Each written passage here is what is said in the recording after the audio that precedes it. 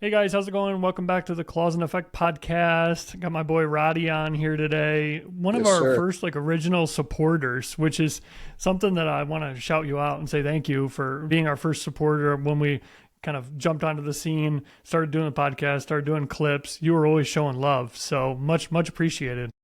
Absolutely. Yeah. Thanks for having me on. Yeah, I kind of found out pretty quick that you guys are onto something with the grip and everything, going into detail. So, that's awesome to see. That was awesome to see. And, everything makes sense.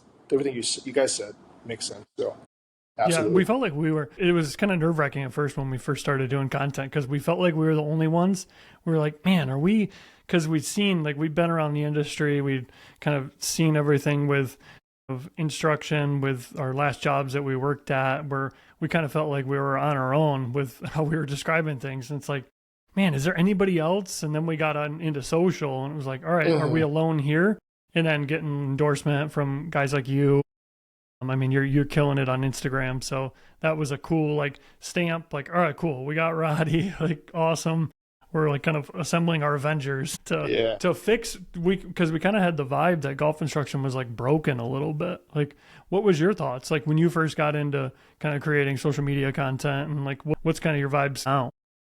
So, when it got started first, it was just, well, go back to like the years in the pro shop, right? Working as an assistant, posting videos here and there on social media, and then it took off from there. But what I noticed the most with golf instruction, especially on internet, it's just things are just taken out of context a lot, right? There's a lot of like models, like things that wouldn't work, like especially with us, we would work with real people, real golfers, right? There's some things that work with some people. There are things that don't work with certain people. So it's Hmm. really you got to be really careful with all the information's out there. Yeah. So what was your biggest thing when you first started creating content where you were like, okay, I got to get this message out there. Like, I don't think this is being talked about enough. I mean, you worked at your kind of last employer who I know very well. And what was kind of your thing where you were seeing there where you're like, all right, this is cool, but I feel like it could be done a little bit better. What was kind of the things that you were kind of I wanting to mean, bring for to the me, for table? me, it's all about simplifying stuff that we know Okay. because Yeah, we yeah. know a lot, right? There's a lot of information in our head. It's just trying to relate those information to a student who doesn't know anything about a golf swing. That's the Yeah. hardest part. So that's Right. like my number one goal. It's to simplify everything, make it easier to digest. Yeah, because we're all trying to give the students a clear understanding of why is the ball doing what it's doing, right? Right, right. That's our job as instructors, and we have all this technology and things like that, and yeah, there's so much information out there about okay how the body's moving, and that's great with force plates and things like that, but I see. I mean, you talk a lot about the hands and a lot about kind of the extension in the wrist and using that to kind of apply pressure to the handle. What's some of the biggest kind of things that you use to kind of help people play better? Like, are you kind of got a So couple things where you're like, all right, these yeah, these are helping a lot of my people, that you want to just kind of shout about a little bit? so like the number one thing that I kind of learned for you guys was the pressure in the palms, pushing down the grip, getting the club started with that pressure down. So like on the lesson tee, just so many guys trying to pick the club up, lift it up, no pressure going towards the grip whatsoever. That's like the most Right. important part. Mm-hmm. Pushing into the grip, getting the club to elevate to start the swing. That's pretty important for me. Yeah, because most people think that it's oh, you got to use your kind of body and get the club moving. It's like, no, you can actually just push with your palms. Yeah, Yeah. there's a little bit of lateral movement in the kind of feet we've seen with pressure plates and things like that. But just the kind of initiation of the swing is more with the palms and more with the hands. And I remember watching a piece of your content and I loved how you said it because we talk obviously a lot about the pinch between thumb and forefinger.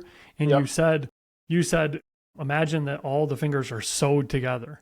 And I Like love stitched. that. Yeah. Yeah. And stitched together. And Yeah. Yeah. we've said it like that a little bit, but never ultimately like that. So I definitely took that from you because Oh, we I all love kind of take and give for each other. I loved it.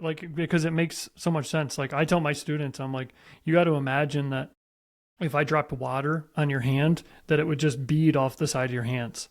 Like it I wouldn't like actually that. like it wouldn't seep through like any of the I cracks. like that because you see Yeah. so many guys going like, the like that. the the lobster claws, right? Yeah, and everything again, like the first thing I look at is the grip. Like when I have a lesson, that's the grip. You got to get the grip right. Otherwise, you're not going to be able to move the club correctly. In Right. Absolutely. Yeah, like you're fighting the club, right? Like the club's kind of has momentum that wants to go in a certain direction based on how you're applying pressure to the handle. But if you're fighting that, then you're just making golf harder than it needs to be. Like I had Martin Chuck on last week, and he was talking about how there's this kind of adage in golf, like change a grip and lose a friend. He's like, I don't care about losing friends. And I thought that was so yeah, gangster. It was just like, yeah. yes, like I I watch a love it. lot. I watch And a that's lot the of his fun thing content about, too. Yeah, yeah, he's awesome. He's awesome. he's He's like the greatest. He's the greatest guy. And I told him, I was like, it just looks like you love teaching so much. And that's something I see with you too. Like you just look like you're having a blast. Like, are you having as much fun as it looks like? yeah. I do enjoy it. It's my dream job, and can can ask for a better job. Yeah. I mean, it took you to live, what was that, 2 weeks ago, last week? Yeah. So yeah, with the social media that I got going, just got a random email from Majestics GC, got me out to play the pro am at Live Chicago. So that was awesome. Fun So experience. Majestics have Lee Westwood, Lee Westwood, Stenson, Ian Stenson, Ian Poulter. Is Ian Ian Poulter on Poulter. Majestics? Ian Yep. Poulter's on. He's one of And the then who's the captains. And then yeah, younger guy, Sam Horsfield. Sam Horsfield. Yeah, yeah, awesome. Yeah, Yeah, really good really European good Tour player. player or Really good player. DP World Tour. So you played with Lee in the Pro Am. What was that like? So it was very nervous at first because he doesn't talk a lot, right? But once you get to know him, he just wouldn't stop talking. He would just go and go. So it's pretty fun. Pretty fun to see that side of him because he kind of look on TV. He looks really quiet, right? Yeah, yeah. Uptight and quiet, but he's really nice and friendly. He gave one of the amateurs that went with us 20-minute lessons on the green about putting and chipping. So that was awesome to see. What were some things where you kind of were you kind of peeking and hearing what he was saying, like that you took from him, where you're like, oh, I should Yeah, implement that in maybe some of my so lessons, like. I saw he was doing this rehearsal before he hit a shot with the wrist. So he would go like this, like kind of bend, pre-bend it, and then take it up. So I asked him like, "Hey, what are you trying to do?" And he was like, "Hey, I'm trying to like get this right hand to push the club down and out before he Mhm. start his." So he was doing that like the whole time. I was like, "This is something different, interesting." So I So went and like kind asked of him. like a DJ thing almost, right? To Yeah, where it's like he went kind of boom, like like here. setting it right off the bat. Yeah, so he can that right wrist set, and he said that allows him to set that right arm a little bit better at the top. So that makes a lot of sense. Yeah, nice. That's cool. Yeah, because was that something that he was like recently working on, or was that has he Recently, been doing yeah, that for a while? Okay. that's recently. That's because And he he had said it just trouble. helps him kind of support like serve the platter at the top a little better. Yeah, because his tendency is to get a little bit too far this way, Mm. right? So now he's trying to get that wrist started. Then he get that right elbow a little bit more in, get that platter on at the top. Yeah, I like the platter. I like that. I use that a lot with my students, and that's why I mean with the claw ball, like when it with the heaviness of it, I was like, this is like Yeah, one of the heavier things that you'll have right, as a waiter. right, It's right, got a right. good weight to it, but I do. And Martin Chuck said he does this all the time with his because he uses this the club ball at the academies is that he does just like one hand only drills with his students. So he'll like just right hand only and just kind of get it up to the top, serve the platter, and then keep it that way. And that's a cool thing, like with the ball hole too. Like if you put a ball in there, you Yeah, can try to keep like it in there, right? throw that. Yeah, yeah, like try to keep it in there and then like throw it out. And yeah, there's a ton of use cases. What do you think of the claw ball? You've used it a I little like bit, it. I right? like it a lot because it forces you to push, which we talk about a lot, right? Pushing down in the handle, using your palm to push the club, and this is pretty perfect for it. Yeah, and it kind of it makes it so the pressure is more with the palms, right? Too many people.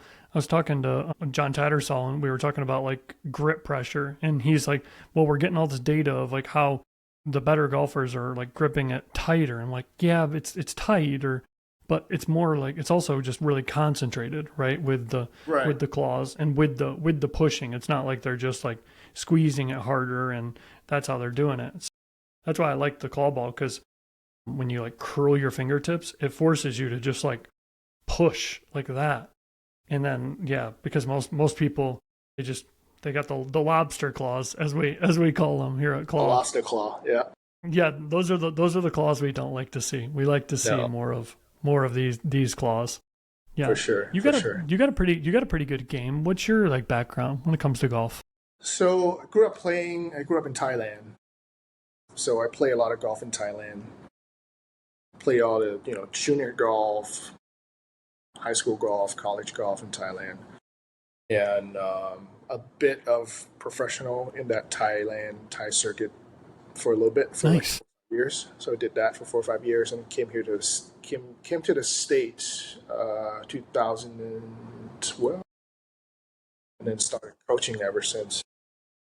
Where did you start work, like you just got like a connection at a club and just kind of Yeah, I got a started connection that off way and then just kind of went kind after it from there?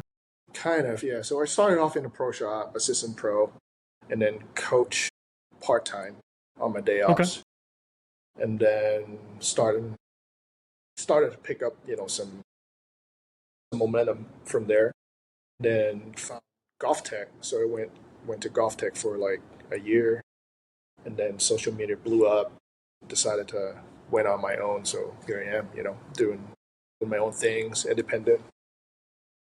What was that like when you first started doing social? Like what made you want to do that? Like were you just like you worked for Golf Tech, and then it was just kind of like, okay, like I want to kind of do my own thing. I want to kind of preach my own message. Like what kind of motivated you to make that leap? Yeah, so it was a lot of things, right? Because I believe that the golf swing is really specific to the person, right? It's not like one model that will help everybody. Mhm. So I took that and kind of run with it. Like, hey, like you don't need to swing like a tour player to hit the ball good, right? The ball doesn't care about certain position as long as you come back and square it up at impact. Um, Mhm. that's all the ball cares.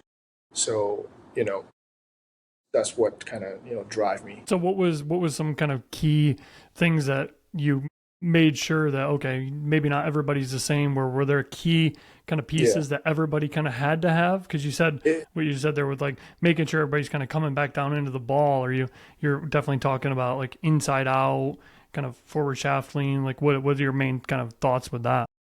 so basically ball flight laws, right? And then for me, it's just basics, fundamentals, starting from the grip, making sure the grip is good, because Hmm. that's the only connection you have to the golf club. So Right, you got to make right. sure that is good first, and then from there, posture, alignment, all the basic stuff that we look for at setup, basically. So start from there. I usually start there with every student, and then see how they swing the club with a better setup. And usually, it would look already a lot different when they set up Right. correctly with the right grip, Yeah. right? And then you kind of go from there. It's amazing how many positions improve in the swing by just improving something as simple as just getting the grip right and things like that. Like I was talking to Martin about this a lot, where it's like I mean, people are on this journey of trying to swing the golf club better, and they're encountering all these scary things that go on in the golf swing, and the reason they're encountering them is because they have a bad grip, right? Like Yeah, and this is what drove me crazy when I kind of went through the industry with seeing people teach. It's like, what are we doing? Like, why are you even like worrying? Why is that student even having to worry about that? Like, they should just worry about getting the grip right, the grip. because they could fix that. They could, it's like a 5 for 1 special we're giving out here, right? So Absolutely. it's like, yeah. And the thing is, we talk about a lot here at Claws. It's like, yeah, you get the grip right, but then you get them an understanding of how they're using the grip, right? Like if the lead hand is on the grip and it's got like a little bit of cup, then you push with that cup to start the swing and then flatten it to start the downswing and then push with it coming through. But it's not like you can just set it and forget it. Like I think a lot of No. people think that it's like, oh, I got my grip good. It's like, no, you gotta like use it now. Like you're going through all this process because you gotta kind of use your hands properly, right? No, 100%. Yeah, totally agree with you with the grip Yeah. and getting the swing started with that push, so that the arms and everything is a little bit more structured, right? So that's a big Yeah. thing for sure. I see you work on that a lot with your students is the arm structure. Like that's something when you do, I love when you do your story posts and it's like, which do you like better? And it's Mhm. like A or B. And it's just like the changes that you make. I mean, they're impressive. Like I notice that a lot when I see with your content. And are you talking a lot about the pushing or like how are you getting the arm structure better? Are you just kind of talking more about the set of the hands? Like how do you talk about it? It's more about the push to get the club started, right? Because once you Mm, get the club started with the push, now you're maintaining that push all the way to the top, got it. right? Nice. So it's not like you trying to push at the top. It's like right at the bottom. You got to get that push going to get that structure started, and then from there, it's just maintaining that tension or that consistent push throughout the Yeah, backswing to maintain that right. structure. So that's how I I love usually that. explain to the students. Nice. Yeah, we talk a lot about almost imagining like a beach ball, like pushing a beach ball under the water to start the swing. So I tell them like imagine I'll take just the claw ball here.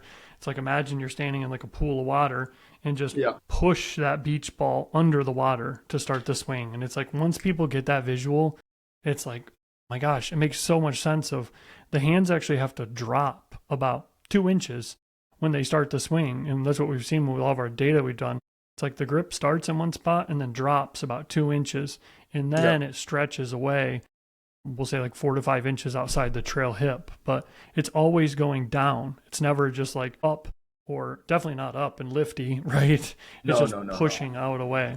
So, yeah, That's what that's we see a lot, like up and lifty, and then I can't keep my arm straight because you're already doing this, right? You're just pulling yeah, up. yeah, right. So you're putting a lot of energy and attention for people on just starting the swing properly. I love it. I love it. What other kind of little nuggets can people kind of take from you? I mean, if they've got Rati here and they've seen a lot of your content and they're like, "Oh man, I would like to know maybe this or I mean, what's like some nuggets For that people can kind of for take from me, you?" I learned pretty quickly that the trail wrist has a lot to do with that structure too. So when you get that push correctly, you get that trail wrist extended back, right? And then that kind of structure everything else. So that goes down to the elbow or goes up to the elbow and the shoulder, right? So Mm, that gets you into that platter position that we talked about. yeah, yeah.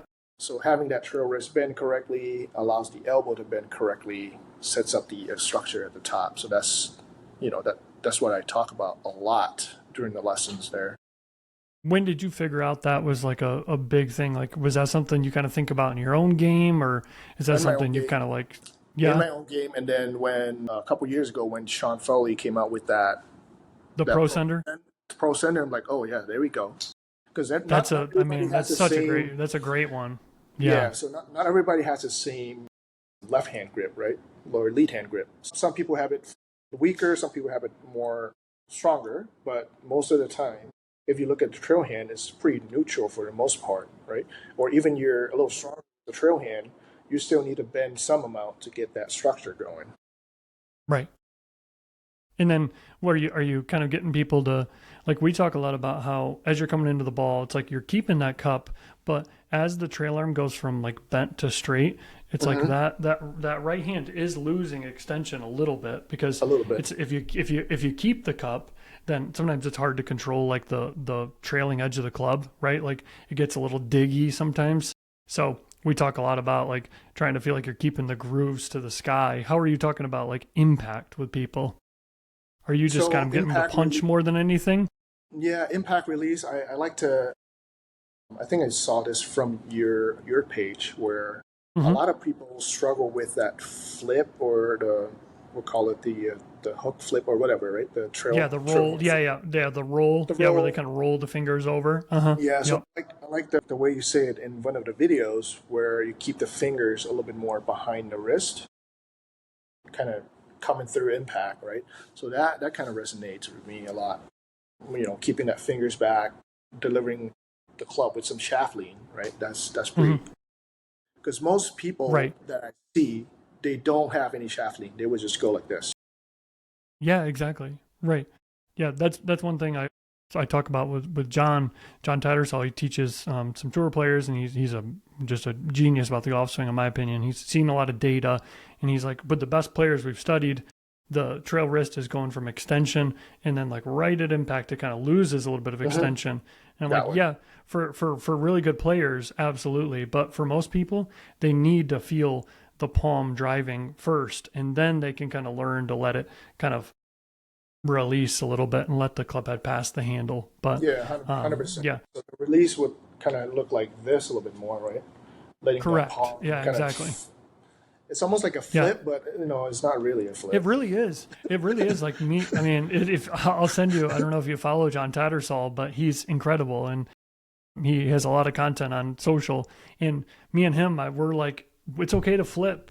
It's Yeah, hello. yeah. Like we got two things that we're probably really kind of are a little against the grain. Number one is we like when people are handsy in the golf swing, and we think it's okay to flip as long as your pivot and the amount of pressure you're applying to the handle is working kind of in correlation with that. It's okay. Like so many people think you have to like just hold on the entire time, and it's No, like no, you no. can you got to keep because in order to kind of push that beach ball like back under the water, like through impact, there has to be a little bit of that feeling of the fingers kind of passing the palm, right?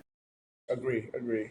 And that, I think that helps stabilize the club face when you do this versus, row. Yeah, because a lot of people they keep that cup in that wrist, and then they're coming through, and they're like, oh, I just hold this the whole time. It's like there is a point where it because your arm is going from bent to straight, you're gonna feel like the fingers are passing the palm, but the fingers are always pointing like down the target line, like they're never like rolling over or anything Mhm. like that. So I'm actually gonna do a piece of YouTube content on this because I think it's really helpful for people. But you want to feel like the V of your right hand is or your trail hand is staying where it is at the address position into impact and then into the follow through. It almost goes slightly like right of your trail shoulder, but but that's Mm. keeping the groove. That's keeping the grooves of the club face like towards the sky and keeping the face like basically like square to the path. Yeah, so basically just going here to here. Yeah, exactly. But your pivot is working so well with how much like Mhm. lateral movement you have, like with Yeah, like the knees and the feet and everything, that it's not gonna like just flick this way. Like it's still gonna be nice forward shaft lean, and then yeah, and then release. John Tattersall he said that the a tour player's flip is hidden behind their pivot, and I like I that. thought that I like was that. I thought that was I like that. that's Yeah. for a lot of people. They're like, what? Like that almost just takes their whole golf world and their golf swing idea and just shatters it. Yeah, for But sure. that's, I mean, with all the data that we're getting, and I mean, we have our little like prototype here, and we've collected a lot of data on what the hands are doing, and that was something we saw too. It was like, oh, I mean, we've also used a lot of like hack motion as well. I don't know. Yeah. And that was kind of what we were seeing too. It's like, whoa, the extension's like right at impact. And then at impact, it's like, where'd all the extension go? But I mean, yeah, it makes sense, especially if you're trying to thump like we talk a lot about with our students, like trying to thump the trailing edge of the club, like Mhm. this part right here. Too many people, I feel like, try to thump more like the leading edge, more like the sharp part. And then that's where it's hard to get that toe to not like turn over and dig too much. For sure. Yeah, I agree. Yeah, if you go right now, go on YouTube and do a Scotty Scheffler slow motion swing, you'll see that move. Yeah. Awesome. Right. Exactly. Yeah. Yeah. But you've been grinding with teaching. I mean, you've got a couple facilities you're at. Like, where are you teaching at right now? And are you doing a lot of mobile lessons? Like, what are you up to? Yeah. So I got both in person and virtual lessons going right now. So in the Chicago area, I got four different locations that I go to. One outdoor and the rest is indoor. So two spots in the city. One is called the Green in Bucktown. The other one is called West Loop Golf Club. And then Golf Factory out in the suburbs, Mount Prospect. So Golf Factory in Mount Prospect, and then the outdoor spot is the Preserve at Oak Meadows. So those are Okay. four different places that I go teach. It's kind of roaming around a little Got bit, it. but Nice. I kind of like that freedom. What's Just your, yeah, you kind of like that you're not kind of married to one yeah, place. You can kind of go wherever you got to go. It also helps yep, you kind of expand your clientele a little bit, territory. right? It's like you're Yeah, not just like, hey, yeah, you got all these different territories, which is something that's kind of unique with, I mean, the kind of standard model is get PGA certified, find a yeah, club, and stay yeah. there until you rot away, basically. Pretty But much. with social media, I feel like it's kind of a cool model to where you can go to all these different spots because they like the exposure, so they're not going to say no. They're like, hey, we get to say Rati's using. I mean, you got some clout, so they get Oh to kind yeah, of use your name, and then you social get so media, it's a social media helps a lot. I definitely use that to leverage at these different places that I go teach at. So that helps, and them exposure gives me more coverage, right? More territory. So that's been fun. And then I do a lot of like pop up lessons when I travel. My brother in law, he lives in Toronto up north. So mm, every time I go there, I yep, got a spot that I kind of know the owners and stuff, and they let me go teach out there when I'm in town. So that's pretty cool. that's awesome. And Yeah, then you just kind of announce that on social, like, hey, I'm going to be here yeah, at this time, and then everybody you yeah. just kind of open open it up to people go on like Skillist, or how do they kind of like book something like that for you? So right now I'm doing all the bookings through like my DMs. So through my Got it. Nice. Yeah, through my that's awesome. messaging or text. Like all my students have my WhatsApp or phone number, so they would text me Nice. to schedule lessons and whatnot. But when I go out of town, I would post it on Instagram, right, story Hmm. or like a real post, and then they would hit me up and get the schedule going. That's awesome. Yeah, because I feel like you kill it when I look at your skill list and look at all your stats and 5 stars. I mean, you got a lot of things going with that. What's that been like with mobile lessons and just kind of Yeah, is online that lessons. that's something that's kind of new for you? Like what's that? What It's was kind of that new. like? Kind of It's kind of transitioning into new. that. It's pretty game changing actually. Right now, can't. I don't like do it.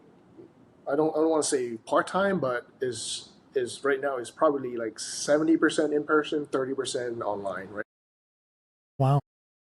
like not like 50-50 yet, but I'm getting there. I'm trying to push more, especially in the winter, right? Because the thing that I like about Skillest app and online lesson is you kind of go at your own pace. You don't have to like go practice a certain thing in a certain amount of time and then come see me next week or whatnot, right? You kind of go at your own pace, take what you learn, take all the information, and go kind of process it. The thing is, students can communicate with the coaches with the messaging that they have, so that's pretty powerful. So they can send me videos, they can give them feedbacks like 5 minutes later. That's pretty cool too. Right. And the people that you're getting on those mobile lessons, those are just people that hit you up in DMs and are like, "Hey, I want to do mobile lessons," and then you send them a link, or do they just find you on like how does that work? Like Yeah, is it I discover get is it just like they have the app already and then they just find you on it, or how's that work? kind of both ways. I have the link in my bio, so they Okay. would people who hit me up, I would send them the link, or people who are on Skillist, you can go onto the coach tab and browse all the coaches that you would like to work with, and you can do like a like coach fitting tool almost kind of. So you kind of type in what you're looking for, what's your game level is, what you shoot, like what you want to work on, and then they would recommend a coach. So I got some through that too. Got it. So some coaches are like more experienced with better players, some are experienced more with like kind of beginners. So Right, that's how they right. kind of base that based on the questionnaire and everything. Yeah, or you have like putting specialists, you have short game specialists, you got fitness coach on there too, apparently. Wow. Okay. So you got all kinds of coaches on there. So they're using like TPI certified or something like I that, think so, probably. yeah. I think so, Got probably. it. Nice. Very cool. Yeah. Um, so so you want to get it to like 50-50? Is that your goal in terms of The kind of goal, yeah, percentage the of goal in is to get person and mobile or yeah? that would be the goal. Yeah, get to 50-50. That way you can travel more, go teach at more places, expand my territory, basically. Yeah, That's because you're building your brand, right? I mean, at the yeah, end of the day, like the Rati golf brand, I mean, getting hit up by Liv, like you're doing something right, right? So that's got to be. What else can talk about Liv a little bit? Like, what was that like when you did the practice round? That was cool. What was everything else like when you've been to PGA Tour events? How did it compare? the experience is a little different. It's a little bit more laid back. It's a little bit more relaxed. You Okay. get to go really up close to the players. I feel like, and the pro am experience was pretty cool. So you basically get to kind of eat and hang out with the players in the clubhouse, right? Kind of eat in the same room, sitting in the same room with the caddies and with the players. So that was pretty cool. Kind of walk side by side with like Cam Smith and whatnot. That was pretty That's awesome. wild. Yeah, you're Um, just like all like bumping into each other yeah, at the I buffet. know. You're like, whoop, Like, oh excuse me, shit. sorry. Cam Smith's right here, and then Graham McDowell right next to me. Like, oh wow, that's pretty cool. Yeah, you're trying to not like fanboy out and be like, "Hey, what can we do a selfie?" Like, "Oh wait, I'm like I gotta act like you belong," but you're like, "Whoa, this Yeah, is you yeah, kind of act like you belong and go about your business, but practice range. So once we checked in, went to the driving range again, right next to the players. Used the same putting greens with those players. It was pretty cool. Good to see, kind of see what they're trying to do, see what they're working on. So that was is the nice. music as loud as they say?" It is pretty loud. Yeah, Really? yeah, it is What's your pumping. thoughts on that? Are you a It music was on the pumping. course guy? Do you like that vibe? I do sometimes when I'm out with buddies for like a serious round. I don't really play music. So like But a playing lesson with Roddy, you're not oh no, using any music or anything? Yeah. no, Okay. no, it's just straight business. Straight business. I like it. Straight business. Yeah, How nervous were you on the first tee? it was. I was nervous. I didn't think I was gonna make contact, but right down the pipe, I'm like, oh, okay, Yeah. I'm good. Yeah, yeah, you're saying over it, you're just like, oh, just don't top it. Just don't miss. No, Yeah. yeah, yeah. This Lee West Was was that just a standing right different here I mean, you've played in kind of competitive tournaments, pro circuit. Was that yeah, like the most pressure that you felt on a first tee? in a while, yeah, because I haven't played any competitive rounds for probably 10 years now. Hmm. So haven't had that juice flowing in a while. And then hit that tee shot was get that out of the way, and it was okay. Game on. Let's do this. You made some birdies, right? I did, yeah. I saw you had a kick in for birdie on, was that 18? Final hole of the day? Final hole, yeah. So I made birdie. I made three birdies total, I think. Yeah. So number six, par three, hit it to like 12 feet, brush that in, and then turn it on. Oh, I made four birdies actually. Turn on the back nine.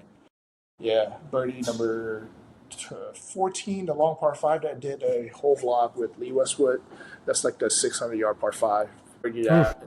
Birdie 17, 18 coming in. Birdie 17, 18 coming Yeah, in. yeah. Let's go. Let's Par go. three, 17, 18. So that was That cool. makes food taste a little better afterwards, Yeah, right? yeah, absolutely. Maybe a couple more drinks after. What was another thing that kind of stood out to you where you're like, whoa, this is way different than the PGA? Like you've been to a tour event before, I've been to a tour event before. Yeah.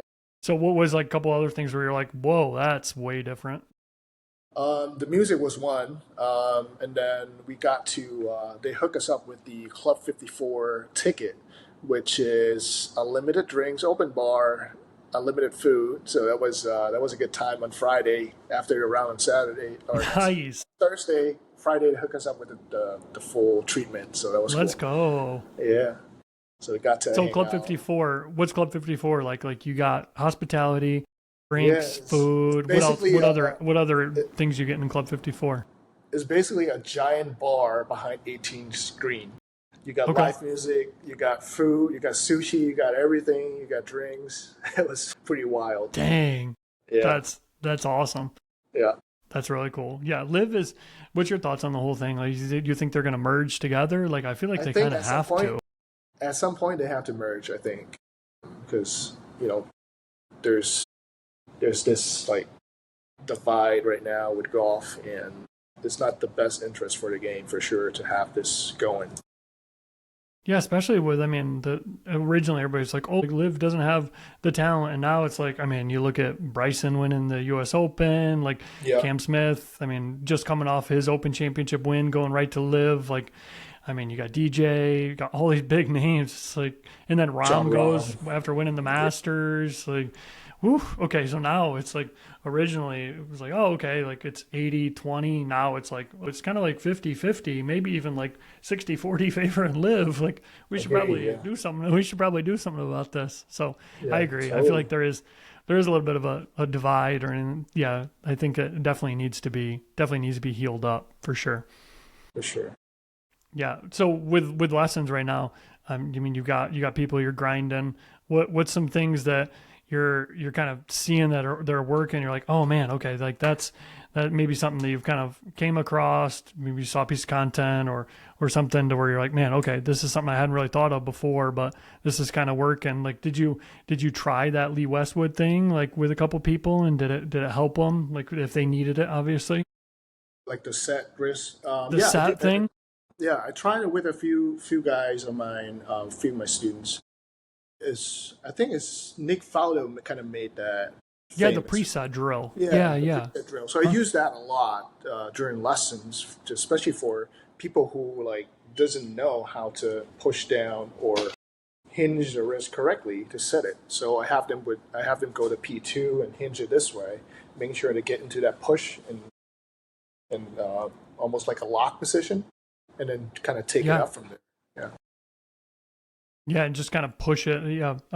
I kind of tell people all the time, like, look at DJ. Like, he's probably one of the best people to look at when it comes to kind of getting that set, because you look at, I mean, before anything moves, it's like his fingers are just going like boom, Yeah. like that, Yep. like back of the palm. And then from there, then he pushes with the palm, and then that kind of sets him up to the top. But yeah, most people, I feel like this is something I talk about a lot with my students, and we talk about a lot here with claws. Like when you start the swing, don't start with your fingers like back of your palm, like forward of your palm. No. Yeah. Like try to start back with like the fingers going back of the palm to like the first thought. It's like as your palm is pushing down, like pushing that beach ball into the water, it's like just set your fingers, and then you're kind of good from there. You really can't screw up a lot, right? Yeah, starting with the fingers in front of the palm is probably the worst thing you can do with your golf swing, setting up like this, right? Yeah, yeah. So you want to almost preset that bend or that push that we want. So Yeah, setting up with shaft lean is like a big thing for me with irons, right? Kind of have that lean going, and for sure. that kind of gets the trail palm or trail hand a little bit more pre-bent, and then from there you just kind of push into that backswing. Yeah, you're like giving the fingers a head start to work back of the palm, right? Like Yeah, this absolutely. is this is something we talk about a lot, like when it comes to like the claw ball. It's like when you're pushing against it, it's like you want to feel that's the pressure that you're applying to that, like we call it the lead thumb knuckle, like this part right here. So Hmm. it's like when you get at the setup, like you're pushing against that to really kind of before you even swing. It's almost like you're like revving, like vroom vroom vroom. Yeah, because most people are like vroom vroom, and then from there it's like all the bad things that are kind of going on in the swing is really just from that kind of first initial kind of start to the swing. Yeah, it's yeah, people are making golf harder than it needs to be. But I feel like, what's your thoughts on golf instruction in general and just kind of where the game's at right now? Are you optimistic of how everything's going, or? Yeah, I think so. Yeah, because we now got a lot of informations, and there are a lot of smart people out there. And I do believe that like none of us are giving like trying to give students bad information. We're trying to get our students better because that's our job, right? Because we're kind of in this together. So Yeah, there's no like it's hard because there's no right, no wrong, and there's a lot of things that we can change with the swing with our students to make them better. So it's like you gotta really pick and choose what to tell them, what not to tell them, if that makes sense. yeah, Like, you know, because there is so much information out there, right? Like exactly. you gotta like kind of weed through it and figure out like, oh, okay, that's not the best thing for me. That's maybe what I need. I think Rati would kind of be okay with me hearing that, right? Like that's No, kind of yeah, what it comes down to. Yeah. absolutely. Yeah, agree. Yeah. I love it, man. Awesome. So anything else on your mind? Anything you want to talk about? Kind of you're happy with how golf instruction's going right now? Your lessons are going good. Where can people find you if they want to do some lessons with you, or kind of I'll link some stuff down below, but give yourself a little shout out here. Yeah, so look me up on Instagram or pretty much all socials media handle under Rati underscore golf. So if you look at Rati Golf, it should pop right up. Facebook, Instagram, TikTok, YouTube. Trying to do more YouTube now, so gotta Yeah, I was going talk to to you a ask you little. about that. Yeah. Yeah, gotta talk to you a little bit about that. Trying to get a Yeah, yeah, YouTube. we're gonna I want to collaborate on some things. I mean, you're not too far away, Chicago to Michigan. Like Yeah, we drivable. gotta yeah, exactly, definitely drivable. Yeah, Yeah, just a short par five down the road. So yeah, we definitely got to link up with some YouTube stuff because, I mean, yeah, that's kind of the way it goes, right? Like you do the stuff on Instagram, you kind of get the kind of following, get people to understand your message, and then kind of build the relationship on YouTube so you can kind of go a little bit deeper on some things. And that's why this podcast is fun for me because I mean, I've had so many people that I've seen their content online, and when I first started getting into social, and I'm like, man, I would love to kind of just pick their brain a little bit, talk to them about the swing. So yeah, this was a lot of fun, man. You were definitely at the top of my list, and yeah, I'll link all your stuff down below. Appreciate you talking with me. This was a good time, and this definitely won't be the last time that we hang out and jam about things. absolutely. Thanks for having me on. Appreciate it. Thank, Thanks, bro. Appreciate it. See ya. I'm gonna send you a new compact club too, because I see you're Yeah. using one of the older ones. With the one Hmm. that we have now, the one we have now is probably 120 grams heavier than that. Yeah, So yeah, that's awesome. yeah, because I see you using that in your content and everything, and I use it all the time in my apartment because I don't have. I mean, I'd be like bashing into things and it'd be bad. The compact club The works weight out would be good. nice to Yeah, kind of replicate the weight of the club a little bit. yeah, absolutely. Because you want to have like the big thing we were like, you want to have something to push against with your claws. So I'll send you a new compact club 3.0. Awesome, man. Cool. All right. Peace out, bro. Thank you. I really Thanks. appreciate you. Thanks for having me. Yep, no problem. That's it. Good stuff.